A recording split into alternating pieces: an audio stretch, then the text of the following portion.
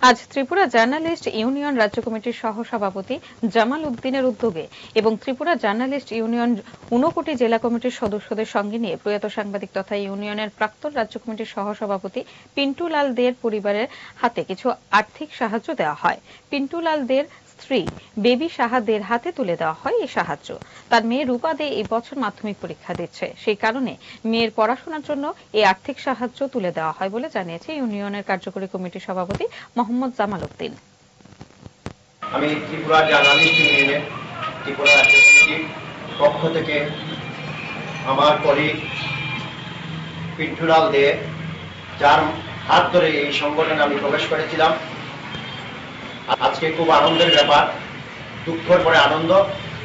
ওরা মেয়ে মাধ্যমিক পরীক্ষা দিচ্ছে।